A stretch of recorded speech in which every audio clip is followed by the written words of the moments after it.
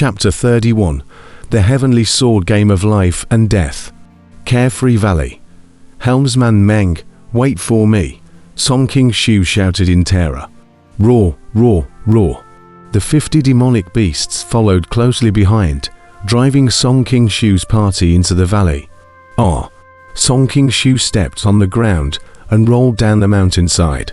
Meng Tai, with his subordinates from the One Piece Hall, stopped halfway up the valley and watched in horror as the 50 demonic beasts came to a halt. Roar, roar, roar. The sounds of demonic beasts were heard in all directions, and on the hills in the 4 directions of the Carefree Valley. There was a head of demonic beasts, wolf demons, leopard demons, snake demons, tiger demons, and all sorts of demonic beasts with fierce faces, hissing as they drove one figure after another into the valley. How could this happen? So many demonic beasts. How could there be so many demonic beasts? Let me go. I didn't mean to. I didn't kill anyone. I'll leave the innate remnant realm right away. Let me out. The surrounding demonic beasts let out roaring sounds, and after the crowd of demonic beasts, there were all black-robed people playing flutes, slowly revealing their heads. The sound of that flute was wonderful, but in everyone's ears, it sounded like a death knell that was hard to hear.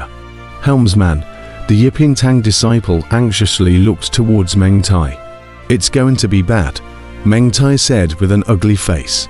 Outside the valley, on top of a mountain peak, the red-clothed 9th Prince looked at the people crying in the valley with a cold smile at the corner of his mouth. 9th Prince, almost all of the people that can be found in the surrounding area have been expelled. There are a total of 2,600 people, a man in black respectfully said. All of them came. That's good, the 9th Duke coldly said. Stepping forward, the 9th Duke leaned down and looked down coldly. Who are you? Aren't the disciples of the Yishin Pavilion not meddling in our matters? Meng Tai exclaimed.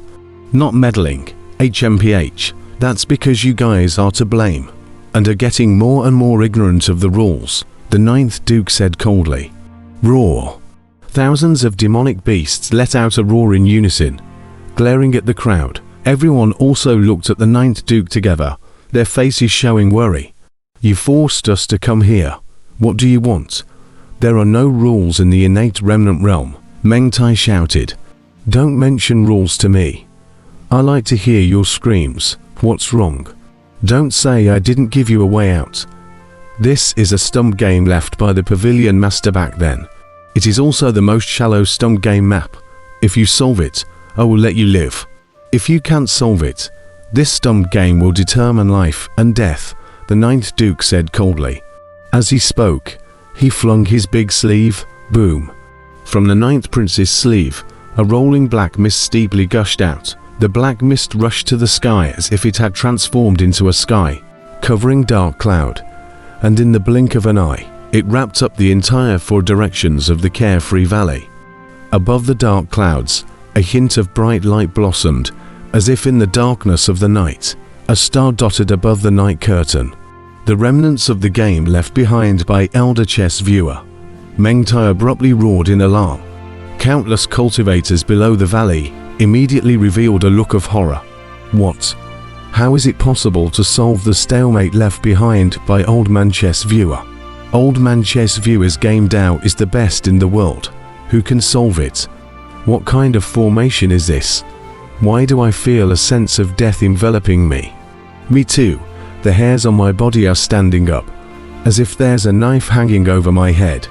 The surrounding crowd of cultivators screamed in horror. As I said, this isn't the strongest stump of the Pavilion Master, it's just something the Pavilion Master did casually. However, I measure that you all won't be able to solve it. Weren't you guys rampant in the past, when you slaughtered the Aborigines of Carefree Valley here? You guys enjoy their despair back then too.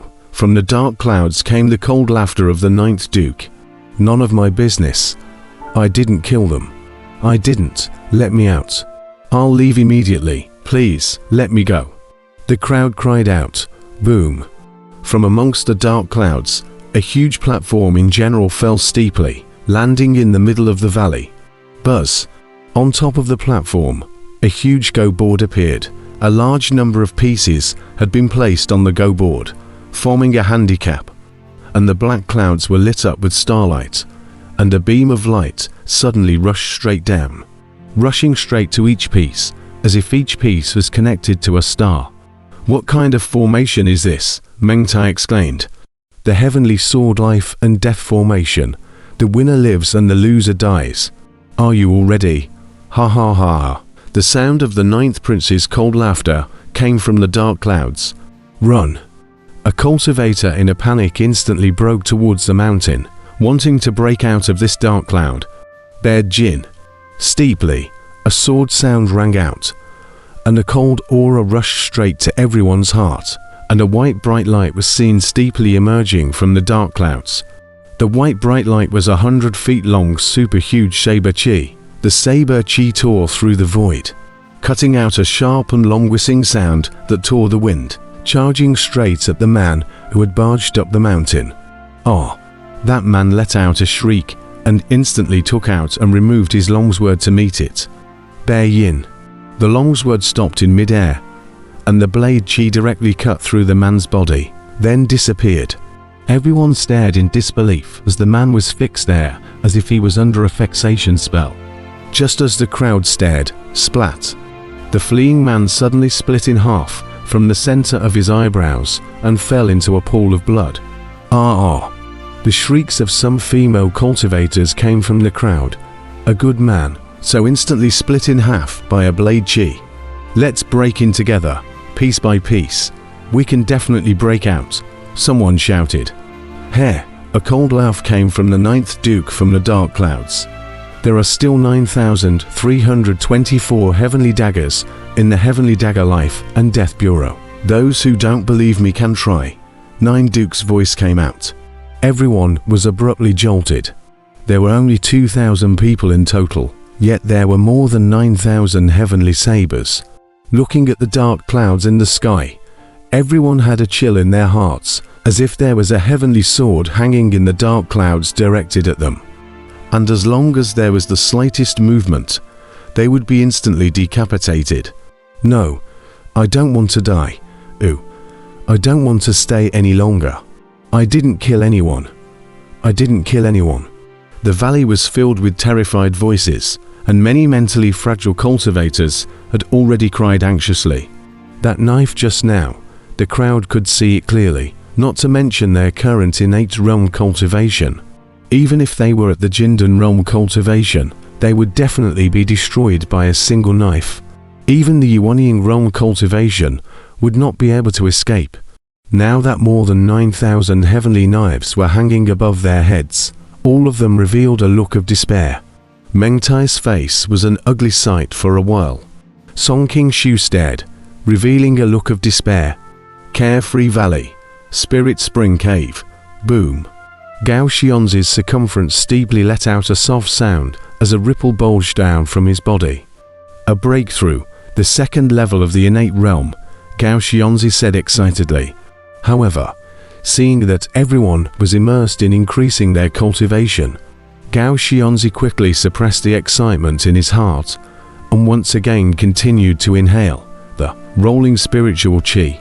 And in the small pool where Guhai was, the blue light was the most abundant, which meant that the water-based aura was the most vigorous. But Xiaoru's body was like a bottomless pit. The rolling water-based aura was squeezed into Xiaoru's body at an extremely terrifying speed, nourishing Xiaoru. Xiaoru comfortably coiled around Guhai's shoulders, enjoying this infinite watery spiritual qi. On the other hand, the purple light around Guhai remained the same. The Spirit Mother's qi rapidly integrated into Guhai's body without the slightest stagnation, as if there was an endless amount in this spring. After 1 hour, 2 hours, 3 hours, 4 hours, Guhai felt that it was even more than the last time when sect leader King He used spirit stones to help himself. Ong! A dragon's roar sounded in Guhai's danshan.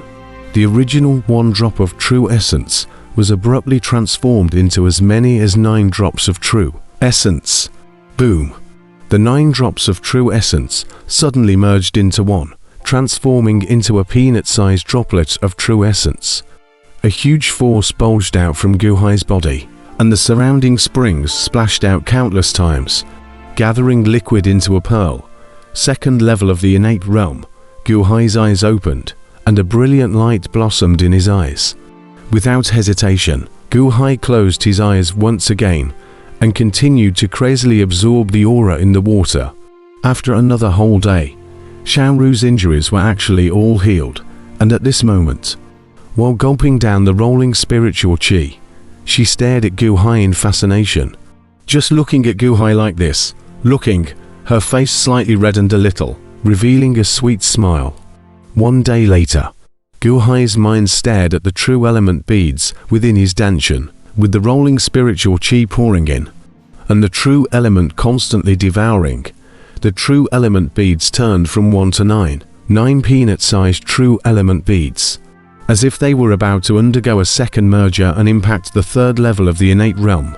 Ong, the dragon-shaped true essence surrounded, as if it was storing up its strength, storing up an even greater surge of power, one to impact the 3rd gravity. Buzz. Steeply, Guhai's face changed, opening his eyes. Xiaoru, who was staring at Guhai, was suddenly startled and moved her eyes away in panic. There's no more aura. Guhai frowned as he looked into the pool. Sure enough, there was no color in the pool anymore. The blue and purple light from earlier had disappeared. Oh no, it seems like it's gone. Xiaoru panicked and noticed the abnormality as well.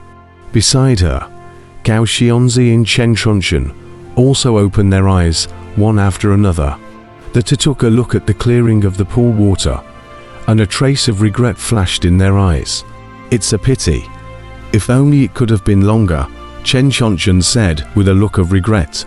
Guhai also felt a pang of regret, but quickly revealed a light smile and said, "It's just that, with this breakthrough, it's already enough."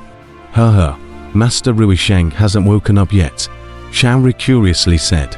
The crowd strangely looked at Grandmaster Ruisheng, who seemed to be in a state of tranquility, not moving at all. "Should we wake up Master?" Chen Chunchen frowned. "No need, the Grandmaster had an explanation before. Don't disturb him." Guhai shook his head and said, The crowd nodded. "By the way, I seem to have heard screams outside earlier." "No, it seems like every little while there's a miserable scream coming from it." Xiaoru suddenly frowned. Oh, the crowd's expressions moved.